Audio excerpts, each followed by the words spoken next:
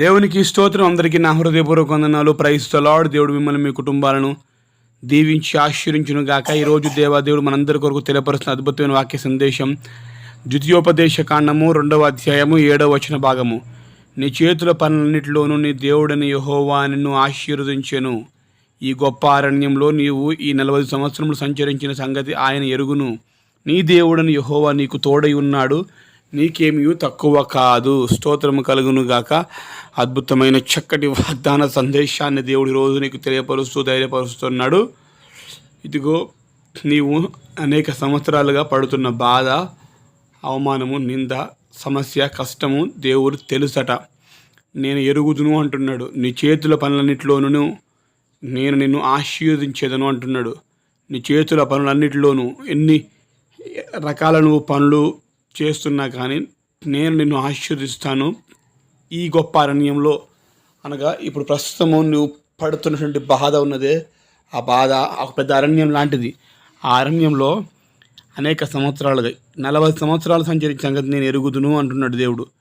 ఆయన ఇజ్రాయెల్ ప్రజలు 40 సంవత్సరాలు అరణ్యంలో పడుతున్న ప్రయాస దేవుడు చూసి తెలుసుకున్నాడు. ఎరుగుదును అని ఆయన ఇజ్రాయెల్ ప్రజలకు చెప్పిన దేవుడు ఈరోజు నీకు కూడా తెలియపరుస్తూ చెబుతా ఉన్నాడు. అనేక సంవత్సరాలుగా ఎన్ని దినాలుగా నువ్వు ఈ యొక్క సమస్యను బట్టి విచారంతో ఉన్నావో, కానీ నేను నీకు తోడుగా ఉన్నాను, ఇక నీకు ఇక నుంచి తక్కువ కాదు. స్తోత్రము కలుగును గాక. హల్లెలూయా. ఇంతకాలము నాకు అది తక్కువ ఉంది, ఇది తక్కువ ఉంది, అది లేదు, ఇది లేదని బాధపడ్డావు కావచ్చు, కానీ నేను చెప్పబోతున్నాను ఓ మాట. దేవుడు ఇస్తున్నాడు ఏంటంటే, నీకు తోడుగా ఉన్నాను నేను, నీకు ఇక ఏమి తక్కువ కాదు. స్తోత్రం. హల్లెలూయా. ఏ మనిషి తోడుగా ఉన్నా కానీ మనకు దాని ధైర్యము, దేవుడు తోడుగా ఉంటే గొప్ప ధైర్యం వస్తుంది. ఎందుకంటే ఆయన తోడుగా ఉన్నప్పుడు మనకి ఏ తక్కువ కాదని చెప్తున్నాడు. ఈరోజు నువ్వు ఏ విషయంలో కొదవతో ఉన్నావు, దిగులుతో ఉన్నావు, దాన్ని నా దేవుడు తీర్చబోతా ఉన్నాడు. నీ దిగులు తొలగిపోతుంది, నీ కొదువ తీర్చబడుతుంది. స్తోత్రం కలుగును గాక. అనేక రకాలుగా ప్రయత్నాలు చేస్తున్నావు, ప్రయాసపడుతున్నావు, కష్టపడుతున్నావు. కష్టపడద్దని కాదు, ప్రయాసపడకూడదని కాదు, ప్రయత్నాలు చేయకూడదని కాదు, కానీ ఈ గొప్ప అరణ్యంలో ఒక అరణ్యంలో నీకున్నది 40 సంవత్సరాలుగా, దాదాపుగా 40 సంవత్సరాలు. అంటే నీ వయసును బట్టి నీకు ఎన్ని సంవత్సరాలు అనేది నువ్వు ఒకసారి ఎస్టిమేషన్ చేసుకో. లేకపోతే ఎన్ని సంవత్సరాలుగా నువ్వు ఒక సమస్యను బట్టి బాధపడుతున్నావో దాన్ని బట్టి నువ్వు క్యాల్కులేట్ చేసుకో.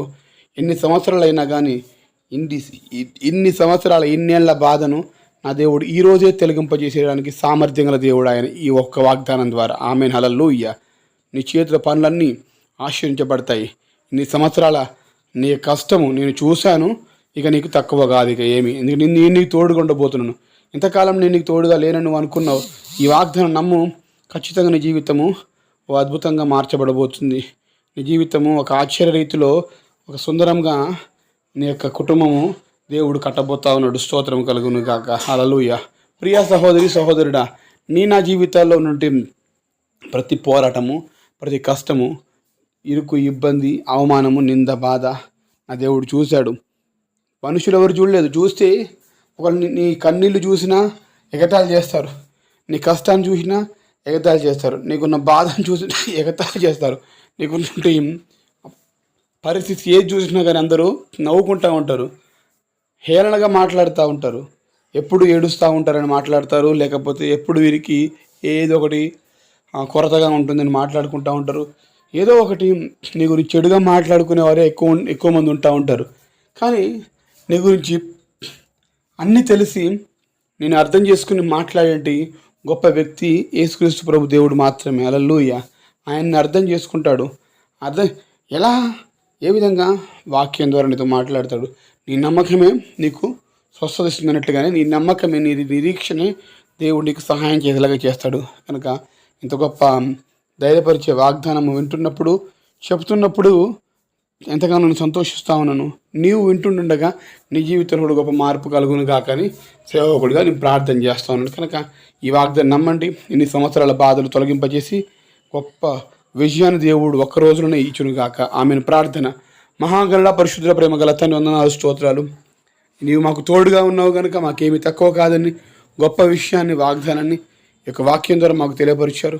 ఆనాడు 40 సంవత్సరాల ఇజ్రాయెల్ ప్రజల కష్టము, వెటి చాకిరి, బానిస బ్రతుకులు అన్నిటినీ ప్రభా తండ్రి నాయన అరణ్య రోదనను తొలగింపజేసి వందల సంవత్సరాలటువంటి ఆ యొక్క నాయన ప్రభా తండ్రి కరువును తీసేసిన దేవుడు ప్రభా. అయ్యా వారికి నువ్వు తోడుగా ఉన్నావు కనుక వారికి ఏమి తక్కువ కాలేదు. పాలు తేనె ప్రవహించి దేశంలో ప్రవేశించారు. ఈనాడు మా జీవితంలో కూడా అటువంటి పాలు తేనె ప్రవహించేటువంటి దేశం యొక్క ఆశీర్వాదపు అయ్యా ఊటలు మేము చూసి సహాయం చేయడం వేడుకుంటున్నాం. కృప అనుగించండి. ఇంకా మీరు మాకు తోడుగా ఉన్నారు, మాకేం తక్కువ కాదయ్యా. ఏ మనిషి తోడున్నా లేకున్నా మీరు మాకు తోడుంటే చాలు, మీ సన్నిధి మాకు ఉంటే చాలని నమ్మి స్తుతిస్తూ గణపరుస్తూ ఈ వాగ్దానం మా జీవితం నెరవేర్చుమని యేసు నామములో వేడుకొని పొందుకుంటున్నాము తండ్రి. ఆమెన్.